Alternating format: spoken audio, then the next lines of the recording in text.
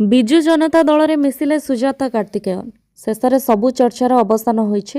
କାଲି BJD supremo ନବୀନଙ୍କ ଉପସ୍ଥିତିରେ ପୂର୍ବତନ ପ୍ରଶାସିକା ସୁଜାତା କାର୍ତ୍ତିକେୟନ ବିଜେଡିରେ ସାମିଲ ହୋଇଛନ୍ତି। ବାସ୍ତବରେ ବହୁଦିନ ଧରି ସୁଜାତା ବିଜେଡିରେ ମିଶିବେ ବୋଲି ସୋସିଆଲ ମିଡିଆରେ ଚର୍ଚ୍ଚା ଜୋର ଧରିଥିଲା। ସୁଜାତା କାର୍ତ୍ତିକେୟନ ବିଜେଡିରେ ମିଶିବା ପରେ ବଡ଼ ବୟାନ ରଖିଲେ ନବୀନ ପଟ୍ଟନାୟକ। କହିଲେ, ସୁଜାତା ଜଣେ ସାଧାରଣ କର୍ମୀ ଭାବରେ ଦଳରେ ମିଶିଲେ। ଆସନ୍ତା ନିର୍ବାଚନରେ ମୁଁ ହିଁ ବିଜେଡିର ନେତୃତ୍ୱ ନେବି। ଉଲ୍ଲେଖ ଥାଉ କି ଭିକେ ପାଣ୍ଡିଆନଙ୍କ ପତ୍ନୀ ତଥା ପୂର୍ବତନ ପ୍ରଶାସନିକ ଅଧିକାରୀ ସୁଜାତା କାର୍ତ୍ତିକେୟନଙ୍କୁ ବରିଷ୍ଠ ନେତାଙ୍କ ଉପସ୍ଥିତିରେ କାଲି ନବୀନ ବିଜେଡିର ସଦସ୍ୟତା ପ୍ରଦାନ କରିଥିଲେ।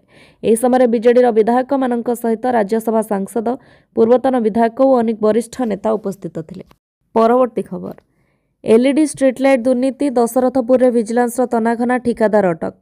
ଏଲ୍ଇଡି ଷ୍ଟ୍ରିଟ୍ଲାଇଟ୍ ସ୍ଥାପନରେ ବ୍ୟାପକ ଅନିୟମିତତା ଓ ସରକାରୀ ପାଣ୍ଠିର ଆତ୍ମସାତ ଅଭିଯୋଗରେ ଭିଜିଲାନ୍ସ ପକ୍ଷରୁ ଦଶରଥପୁର ବ୍ଲକର 8ଟି ପଞ୍ଚାୟତରେ ଯଥା ଚିତାଳ, ଅକରପଡ଼ା, ଖଣ୍ଡରା, ତଳିହା, ବିହାରୀ, ରାହସୋଇ, ବିରଜାପୁର, ବିରୁହାଁ ପଞ୍ଚାୟତରେ ଗୁରୁବାର ଭିଜିଲାନ୍ସ ପକ୍ଷରୁ ଏକକାଳୀନ ଚଢ଼ାଉ କରାଯାଇଛି।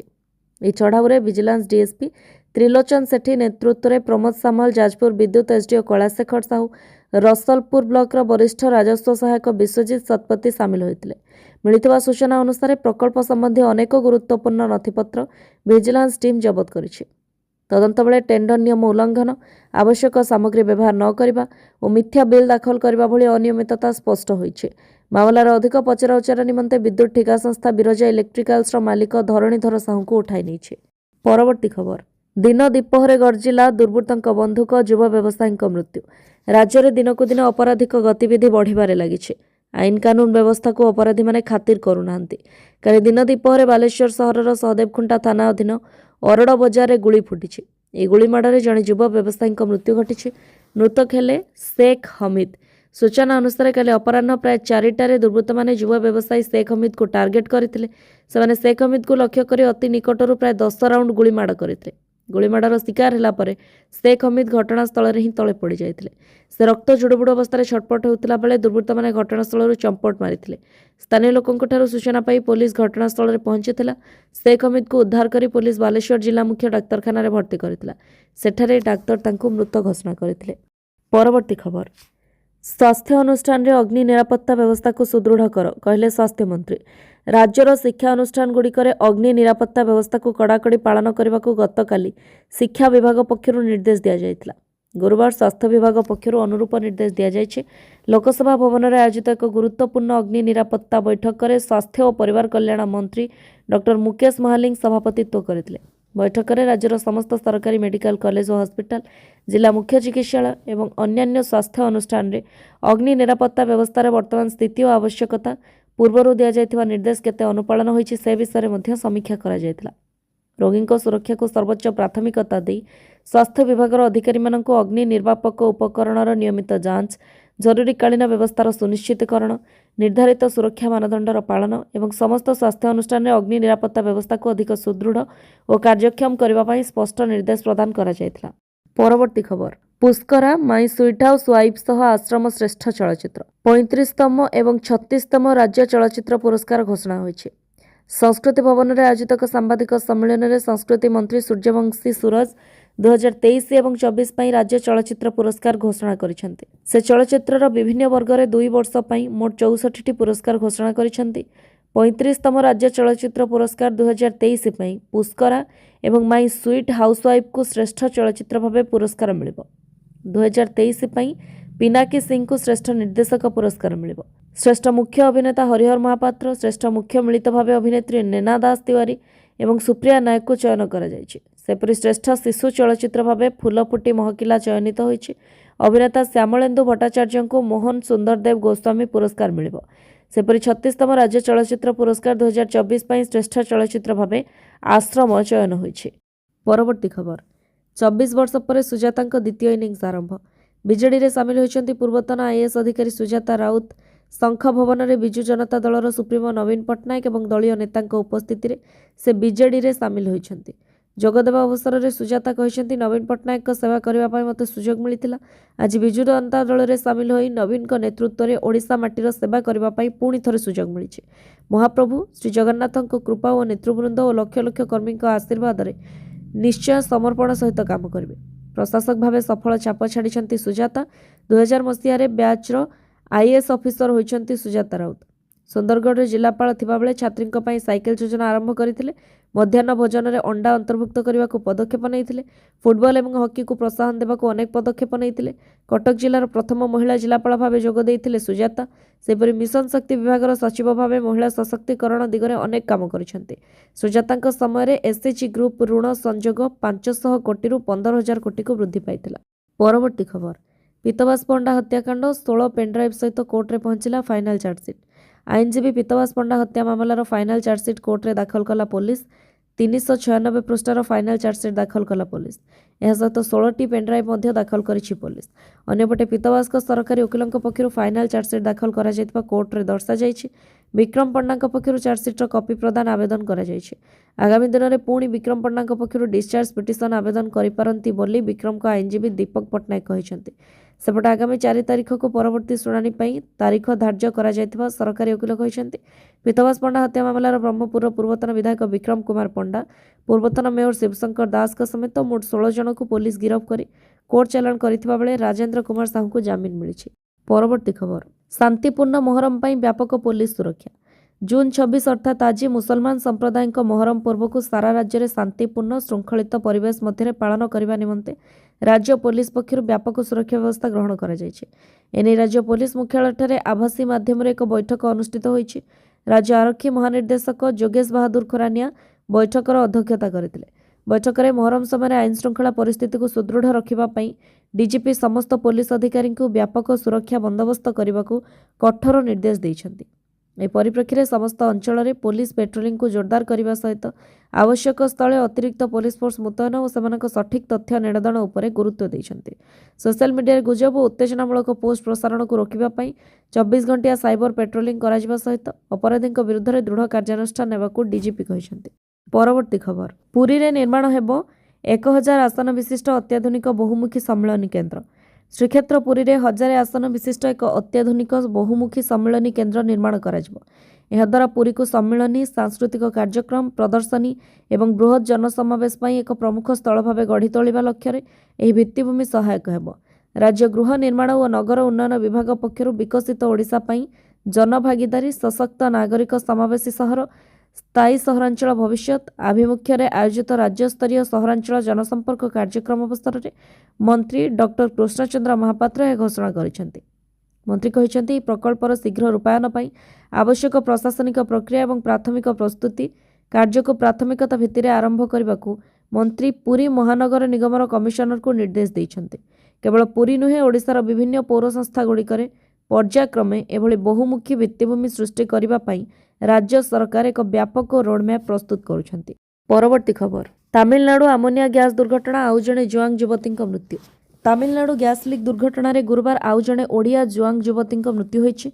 मृतक जनक हेले केन्दुझर तेलकोई थाना विमला पंचायत टांगिरी दुबानली साहिर पीताम्बर जुआंग झील रीता जुआंग बयस 16 वर्ष। चिकित्साधीन अवस्था तांकर मृत्यु घटिथिबा कहुछि।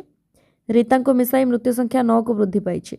पूर्वर यह दुर्घटन 8 जनक मृत्यु घटी से तेलकोई थाना टांगिरी गाँव शिवानी गीता रंगामाटियार गुमणी जमिनी मांसपाड़ कोड़ीपसार फूलमणि सजनी तलचंपेर चंपावती और हरिचंदनपुर कंतलार सुबासी जुआंग। गतकाली बुधवार प्रशासन पक्षर 5 जनक मृतदेह परिवार को हस्तांतर कर प्रशासन उपस्थित शव सत्कार कर। प्रत्युषा नंदन हाथ धरिले तीर्तोलर पूर्वतन विधायक विजय शंकर दास। प्रेम प्रतारणा भली कारण को नहीं 4 वर्ष तले चर्चा घेर तीर्तोलर पूर्वतन बीजेडी विधायक विजय शंकर दास बुधवार विवाह बंधन में आबद्ध होइछन्ति। भुवनेश्वर कल्पना छक स्थित एक होटेल ए विवाह संपन्न होगा सहित बहुत सबुदिन प्रत्युषा नंदन हाथ धरिछन्ति विजय। विवाह उत्सव में तीर्तोल बिरिडी जगतसिंहपुर अंचल किछि बछा बछा लोक सामिल होइतिले। पुणी अनेकों आमंत्रण कराई नथिबा कहिछन्ति तांकर किछि निकटतम बंधु और दृढ़ समर्थक। बुधवार यह नवदंपति विवाह फोटो सोशल मीडिया रे बेस भाइराल होइछि। 4 वर्ष तले विजय शंकर जगतसिंहपुर सहर में अन्य जड़े बांधवी को कोर्ट मैरेज करने को राजी होते सेतेबेले विजय और संपृक्त बांधवी जुगलबंदी फोटो सोशल मीडिया रे भाइराल होता। उक्त कारण को नहीं दिवंगत विधायक विष्णु दास पुत्र विजय राजनीतिक कैरियर यथेष्ट प्रभावित होता। परवर्ती खबर डाक्तरी छात्री चंद्रिका मृत्यु घटना पुलिस जेरा बेले गुमर खोलिले प्रेमिक भीमसेन। मयूरभंजर मेडिकल छात्री चंद्रिका हेम्ब्रम को मृत्यु घटना प्रेमिक प्रशासनिक अधिकारी भीमसेन टुडू को 48 घंटिया रिमांड रे आनिथिला बारंग थाना पुलिस भीमसेन को जेरा करी 24 घंटे कोर्टे हाजर करथिला परे तांको विचार विभागीय जेल हाजत को पठाई दिया जायछि। पुलिस 24 घंटा भितर उभय स्कूल पाठ पढ़ा आरंभ कर चंद्रिका मृत्यु पर्यंत एकाधिक प्रश्न पचारिथिला। भीमसेन जड़े ओएस तेणु से विषय वैषयिक दिग को छाड़देले बाकी सबू प्रश्नर उत्तर मापिचुपी देथिबा पुलिस ठार जଣାपड़ी। परवर्ती खबर सुजाता मिसिले बॉबी आसिलेनी पांड्यान को विरोध करुथिबा नेता भी गायब। गोटे पटे दल में सुजाता को ग्रांड वेलकम करा जाउथिला अन्य पटे किंतु बीजेडी किछि वरिष्ठ नेता देखा मिल नथिला। दिने भिके पांड्यान को बीजेडी रे मिसाइथिबा नेता प्रणव प्रकाश आउ किछि नेता काली उभान हो जाइतिले। दिने भिके पांड्यान को शंख बैच पिंधाई दल को स्वागत करुथिले। 2024 निर्वाचन हारिबा परे से स्थिति बदली जाइछि। आज पांड्यान को पत्नी सुजाता बीजेडी रे शामिल हेबा बेले से पावरफुल नेता बॉबी को देखा दर्शन नाही। शताधिक नेता और कर्मी शंख भवन में एकाठी होता बेले आसी नथिले बॉबी कहीं आसिलेनी निमंत्रण नथिला ना दूर रे रखिबा चाहूछंती सुप्रीमो किंतु सफेई रखी बीजेडी नेता कहते किछि वरिष्ठ नेता व्यक्तिगत कारण आसी पारि नांती हेले नवीन को निष्पत्ति दल रे सर्वमान्य। खाली बॉबी नुहे दलर आउ किछि वरिष्ठ नेता मध्ये उपस्थित नथिले। रणेंद्र प्रताप स्वाई प्रसन्न आचार्य विक्रम आरोक बद्री पात्र और लतिका प्रधान सुजाता मिश्रण कार्यक्रम में अनुपस्थित थिले। परवर्ती खबर जेल रु कैदी फेरार घटना डीजी प्रिजन और जेल सुपरिटेडेंट विरोध में एफआईआर। चौद्वार सर्कल जेल रु कैदी चंपट मारिबा घटना रे एबे एक नुआ मोड़ नहीं। गत वर्ष अक्टोबर मासरे जेल रु 2 जण हार्डकोर अंडर ट्रायल बंदी फेरार हेबा घटना रे सीधा सड़क जेल विभाग बड़ अधिकारी संपृक्ति थिबा अभियोग आसी। राज्यसभा सांसद सुजित कुमार यह मामला डीजी प्रिजन और जेल सुपरिटेडेंट विरोध में चौद्वार थाना एक लिखित एफआईआर दाखल करिसेंति। सांसद तांका अभियोग पत्र में प्रिजन सर्विसेस ओडिशार director general DG Shri Sushant Kumar Nath एवं Choudwar circle jail senior superintendent Sujit Kumar Rawal विरोध में संगीन अभियोग आनिछंती। अभियोग अनुसार 2025 अक्टोबर 2 और 3 तारीख विलंबित रात्रि में चौद्वार जेल शुभम ओरफ राजा साहानी और मधुकांत ओरफ रणा नामक 2 जण दुर्दांत विचाराधीन बंदी पलाइथिले। ई कैदी मानकु खसाई देबारे उपरोक्त 2 उच्चपदस्थ अधिकारी सहायता और सहयोग करथिले। परवर्ती खबर भूल बही रे चलीछि पाठ पढ़ा द्वंद्व छात्र छात्री अभिभावक और शिक्षक बही विभ्राट नहीं थमनी विवाद गोटे पटे तदंत चलुथिबा बेले अन्य पटे विद्यालय समस्या भोगुछंती छात्र छात्री। केवल छात्र छात्री नुहंती शिक्षक शिक्षयित्री भी समस्या भोगुछंती। बहिर संपादना मंडली को नहीं अभियोग होइतिबा बेले आमरण अनशन करने को चेतावनी देछि ओडिशा अभिभावक संघ। खरा छुट्टी पर खोलिछि स्कूल हेले दुर्भाग्यर कथा भूल बही रे पाठ पढ़ुछंती छात्र छात्री। बही रे थिबा त्रुटि संशोधन करी पाठ पढ़ाइबाकू शिक्षक मानकू कुहा जायतिले भी समस्या रे पढ़ुछंती पिला। भूल पाठ केमिति पढ़िबे से प्रश्न सभी को घारुछि। राज्यर समस्त शिक्षा अनुष्ठान में सामान समस्या देखा मिली। तेज वास्तव स्थिति परखा मालकानगिरी जिलार बीबीगुड़ा उच्च प्राथमिक विद्यालय पहुंची कनक न्यूज। छात्र छात्री समेत अभिभावकों सह करथिले आलोचना। पाठ्यपुस्तक विभ्राट हेबारु छात्र छात्री समेत अभिभावक माने भी चिंतार रही। परवर्ती खबर द्वितीय श्रीक्षेत्र में रथयात्रा प्रस्तुति बड़दाण्डे आमिष बिक्री उपर कटकणा। पाखे आसुची जगतर नाथ जगन्नाथ महाप्रभु विश्व प्रसिद्ध रथयात्रा धीरे धीरे चलचंचल होबार लगिलाणी। द्वितीय श्रीक्षेत्र बारिपदार बड़दाण्ड चलित वर्ष रथयात्रा जुलाई 13 तारिख 26 तारिख पर्यंत बारिपदा बड़दाण्डे आमिष और मद बिक्री उपर कटकणा लगाई प्रशासन। परवर्ती खबर निशा निवारण केन्द्र में बारंबार अंतेवासी मृत्यु पर चेतिले सरकार। राज्य में निशा निवारण केन्द्रगुड़िक अंतेवासी सन्देहजनक मृत्यु और अन्याय कार्यकलाप नहीं बढ़ुवा चिंता मध्य राज्य सरकार कड़ा पदक्षेप नहीं।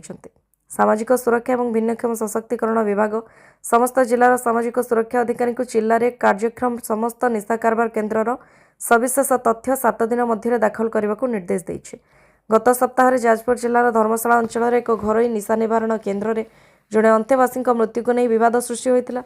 पर परिवार लोके ताकू हत्या करा जायतिबा अभियोग आनिथिबा बेले घटना को नहीं स्थानीय अंचल में उत्तेजना देखा देइतला। यासह गत किछि दिन मध्य अन्य केतक निशा निवारण केन्द्र को नहीं मध्य प्रश्न उठिथिबारु सरकार समस्त व्यवस्थार समीक्षा करने को निष्पत्ति नैछन्ति। विशेषकर अनेक अंतेवासी सन्देहजनक मृत्यु होइछे। परवर्ती खबर ध्वंसस्तूप परिणत है राजधानी काराकस 170 मृत 1000 आहत। लाटिन अमेरिकीय देश वेनेजुएला आज प्रकृतिर भयानक तांडव देखा मिली। भारतीय समय शुक्रवार भोर 3:30 मात्र 39 सेकेंड व्यवधान में 2टी शक्तिशाली भूकंप समग्र देश को थराई देछि। रिक्टर स्केल रे यार तीव्रता यथाक्रमे 7.2 और 7.5 रेकर्ड करा जायछि। ए प्रलयंकारी भूकंप जो राजधानी काराकास समेत अनेक सहर ध्वंस स्तूप परिणत होइछि एवं कारिबियान अंचल में सुनामी सतर्क सूचना जारी होइछि। ଏହି ବିପର୍ଯ୍ୟୟରେ ବର୍ତ୍ତମାନ ସୁଦ୍ଧା 170 ଜଣଙ୍କ ମୃତ୍ୟୁ ହୋଇଥିବା ବେଳେ 1000ରୁ ଅଧିକ ଲୋକ ଆହତ ହୋଇଛନ୍ତି। ତେବେ ଶହ ଶହ ବିଶାଳ କୋଠା ମାଟିରେ ମିଶି ଯାଇଥିବାରୁ ଏହି ଧ୍ୱଂସର ବ୍ୟାପକତାକୁ ଦେଖି ଆମେରିକାର ଭୂକମ୍ପ ଗବେଷଣା ସଂସ୍ଥା ଆଶଙ୍କା ପ୍ରକାଶ କରିଛି ଯେ ମୃତ୍ୟୁ ସଂଖ୍ୟା 1000ରୁ 10,000ରୁ ଅଧିକ ହୋଇପାରେ। ଭେନେଜୁଏଲା ଭୂକମ୍ପରେ ଦୁଃଖ ପ୍ରକାଶ କରିଛନ୍ତି ପ୍ରଧାନମନ୍ତ୍ରୀ ମୋଦି। ଭାରତ ସମସ୍ତ ସହାୟତା ଯୋଗାଇବାକୁ ପ୍ରସ୍ତୁତ ଅଛି ବୋଲି ମୋଦି କହିଛନ୍ତି। ପରବର୍ତ୍ତୀ ଖବର, ଭାରତ ପାଇଁ ବଡ଼ ଆଶ୍ୱସ୍ତି, ସୁରକ୍ଷିତ ଭାବରେ ହର୍ମୁଜ ଅତିକ୍ରମ କଲେ 30 ମାଲବାହୀ ଜାହାଜ। ମଧ୍ୟପ୍ରାଚ୍ୟରୁ ଭାରତ ପାଇଁ ବଡ଼ ଆଶ୍ୱସ୍ତିକର ଖବର ଆସିଛି। ଭାରତ ଆସୁଥିବା 30 ଜାହାଜ ଏପର୍ଯ୍ୟନ୍ତ ସୁରକ୍ଷିତ ଭାବରେ ହର୍ମୁଜ ପ୍ରଣାଳୀ ପାର କରିସାରିଛନ୍ତି। ଯେତେବେଳେ 26 ଜାହାଜ ଏବେ ବି ଗୁରୁତ୍ୱପୂର୍ଣ୍ଣ ସମୁଦ୍ର ପଥ ଦେଇ ଯିବା ପାଇଁ ସେମାନଙ୍କର ପାଳିକୁ ଅପେକ୍ଷା କରିଛନ୍ତି ବୋଲି ଜାହାଜ ଚଳାଚଳ ମନ୍ତ୍ରଣାଳୟର ସୂତ୍ର ନିଶ୍ଚିତ କରିଛି। ଅଧିକାରୀଙ୍କ ଅନୁସାରେ ହର୍ମୁଜ ପାର କରିଥିବା 30ଟି ଜାହାଜ ମଧ୍ୟରୁ ପ୍ରାୟ ଅଧାରେ ଏଲ୍‌ପିଜି ଏବଂ ଏଲ୍‌ଏନ୍‌ଜି ବହନ କରିଥିବା ବେଳେ 8ଟି ଜାହାଜ ବଲ୍କ କାର୍ଗୋ ଏବଂ 7ଟି ଅଶୋଧିତ ତେଲ ଟ୍ୟାଙ୍କର ବହନ କରିଥିବା କୁହାଯାଉଛି। ଅଧିକାରୀମାନେ କହିଛନ୍ତି ଯେ ମାର୍ଚ୍ଚ 1ରୁ ଜୁନ୍ 17 ମଧ୍ୟରେ 19ଟି ଜାହାଜ ଏହି ସମୁଦ୍ର ପଥରେ ଅତିକ୍ରମ କରିଛି। ଇରାନ ଏବଂ ଆମେରିକା ମଧ୍ୟରେ ବୁଝାମଣାପତ୍ର ସ୍ୱାକ୍ଷର ହେବା ପରଠାରୁ 11ଟି ଜାହାଜ ସୁରକ୍ଷିତ ଭାବରେ ଏହି ପଥକୁ ପାର କରିଛନ୍ତି। ଏହି 30 ଜାହାଜ ଭାରତୀୟ ବନ୍ଦର ଅଭିମୁଖେ ଯାଉଛନ୍ତି। ପରବର୍ତ୍ତୀ ଖବର, ନବମ ଶ୍ରେଣୀ ପାଠ୍ୟକ୍ରମରେ ଯୋଡ଼ା ହେଲା ଜରୁରୀକାଳୀନ ପରିସ୍ଥିତିର ଇତିହାସ। ଏବେ ନବମ ଶ୍ରେଣୀ ପିଲା ପଢ଼ିବେ ଜରୁରୀକାଳୀନ ପରିସ୍ଥିତିର ଇତିହାସ। ଏନ୍‌ସିଇଆର୍‌ଟି ପକ୍ଷରୁ ନବମ ଶ୍ରେଣୀ ସାମାଜିକ ବିଜ୍ଞାନ ବହିରେ ଏହାକୁ ସ୍ଥାନ ଦିଆଯାଇଛି। ପୂର୍ବରୁ ଜରୁରୀକାଳୀନ ପରିସ୍ଥିତି ସମ୍ପର୍କରେ ଦ୍ୱାଦଶ ଶ୍ରେଣୀ ରାଜନୈତିକ ବିଜ୍ଞାନ ବହିରେ ଉଲ୍ଲେଖ ଥିଲା। ଏବେ ନବମ ଶ୍ରେଣୀ ପିଲା ମଧ୍ୟ ପଢ଼ିବେ। ନୂଆ ଜାତୀୟ ଶିକ୍ଷାନୀତି ଆଧାରରେ ଏହି ନିଷ୍ପତ୍ତି ନେଇଛି ଏନ୍‌ସିଇଆର୍‌ଟି। ଏନ୍‌ସିଇଆର୍‌ଟିର ଜଣେ ଅଧିକାରୀ ସ୍ପଷ୍ଟ କରିଛନ୍ତି ଯେ ପ୍ରଥମ ଥର ପାଇଁ ନବମ ଶ୍ରେଣୀ ପାଠ୍ୟପୁସ୍ତକରେ ଜରୁରୀକାଳୀନ ପରିସ୍ଥିତି ଉପରେ ଏକ ଅଧ୍ୟାୟ ଯୋଡ଼ାଯାଇଛି। 1975ରୁ 77 ମସିହାରେ ଜରୁରୀକାଳୀନ ପରିସ୍ଥିତି ଲାଗୁ ହେବା ଦ୍ୱାରା ଭାରତରେ ଗଣତନ୍ତ୍ର ପ୍ରତି ଚ୍ୟାଲେଞ୍ଜ ସୃଷ୍ଟି ହୋଇଥିଲା। ଏହି ସମୟରେ ଅଧିକାଂଶ ମୌଳିକ ଅଧିକାରରୁ ଲୋକେ ବଞ୍ଚିତ ହୋଇଥିଲେ। ଗଣତାନ୍ତ୍ରିକ ଅନୁଷ୍ଠାନଗୁଡ଼ିକ ଗମ୍ଭୀର ଚାପରେ ପଡ଼ିଥିଲେ। ଜରୁରୀକାଳୀନ ପରିସ୍ଥିତି ବିରୋଧୀ ଆନ୍ଦୋଳନରେ ଜୟପ୍ରକାଶ ନାରାୟଣଙ୍କ ଭୂମିକା ଉପରେ ମଧ୍ୟ ଏହି ଅଧ୍ୟାୟରେ ଆଲୋକପାତ କରାଯାଇଛି। ନବମ ଶ୍ରେଣୀ ସାମାଜିକ ବିଜ୍ଞାନ ବହିରେ ଏହି ଅଧ୍ୟାୟର ନାଁ ରହିଛି ଗଣତନ୍ତ୍ର ଏବଂ ଆପଣ। ପିଲାମାନେ ସ୍ୱାଧୀନତା ପରବର୍ତ୍ତୀ ଦେଶର ରାଜନୈତିକ ଇତିହାସ ସମ୍ପର୍କରେ ଅବଗତ ହୋଇପାରିବେ ବୋଲି ଏନ୍‌ସିଇଆର୍‌ଟି ପକ୍ଷରୁ କୁହାଯାଇଛି।